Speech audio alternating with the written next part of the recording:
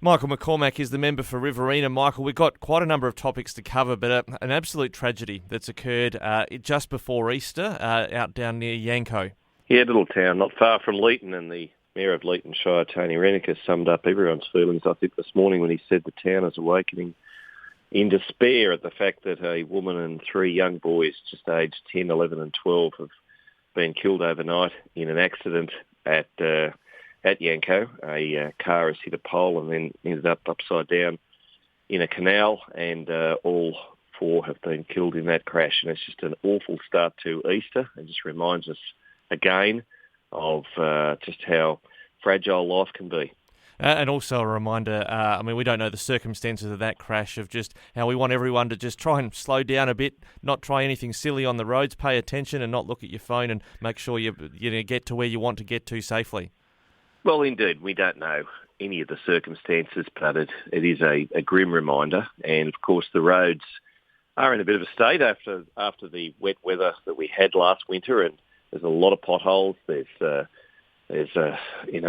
need to obviously fix those potholes, but as we lead into Easter, a lot of people are on the roads, and we want everybody to arrive where they need to be, safe and sound, and we mourn for those victims, and we mourn for the communities of Leeton and Yanco, because they're great communities. I know them well, and it's just so sad.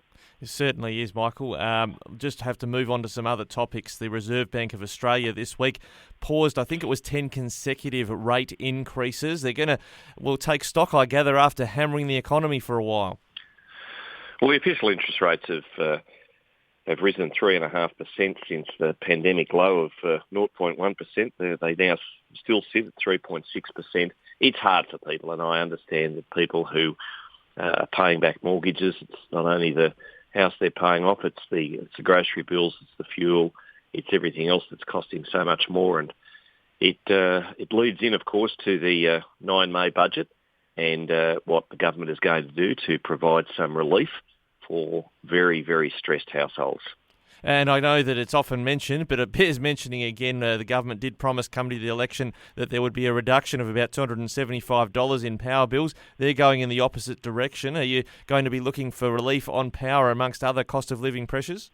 Well, absolutely. We have to hold the Prime Minister to account for that. He said 97 times before the May election last year that power prices would be reduced by $275 under his government. Now, you can't go putting asterisks on that afterwards and say, oh, yes, but it comes with this disclaimer or that condition. That's what they said. That's what people voted them in to do, and unfortunately we haven't seen it. So, he's duped the public in that regard.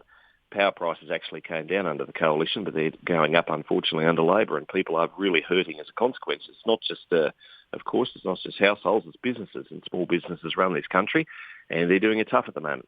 And Michael, I did pick up when you were in Canberra the last fortnight, you talked about the mining industry. I was at a mining conference recently, and they were talking about how the renewable energy transition is going to result in more mining, not less. Just what's some of the activity that's happening in your electorate? How important is mining in the local sector?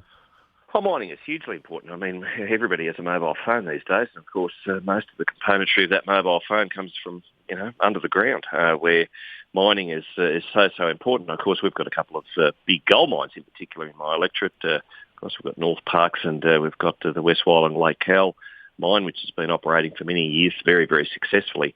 But we obviously also need to, as we do move into more renewables, we need to look at what we can do as far as coal and what we can do as far as gas, because we need to keep the energy going. We need to keep the lights turned on.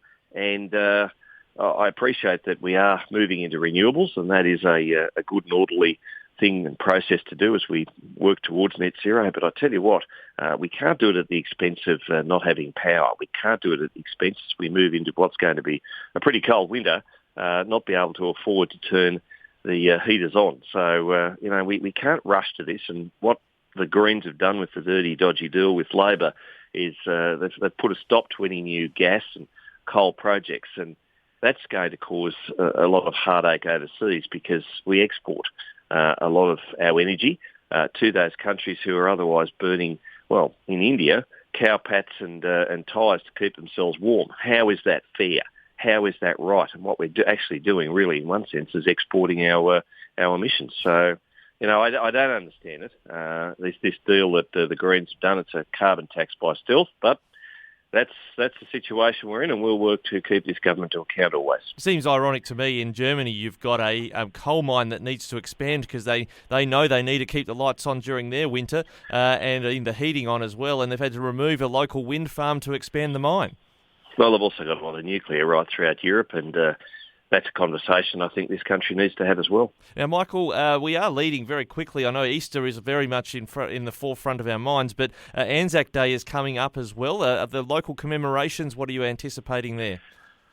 A lot of people at services on the 25th of April, as they should be. My ANZAC Day booklet, which is hitting mailboxes as we speak, has all the details, all the service times right throughout your listening area, as far as the Riverina is concerned, and a great little story about Kenneth George Walkenhauer, who gave his life as a trainee pilot down near Mildura. He was one of 927, would you believe, who died training. So they weren't fighting sorties over, the Battle of Britain and over the Pacific in World War II. They actually died training to do that. And such a sad situation. We just don't realise how many sacrificed their lives so that we could enjoy the freedoms we do today. And of course, we commemorate those and we honour everyone who's ever pulled on a uniform, and certainly those in deployments today on the 25th of April. But we should say, lest we forget every day.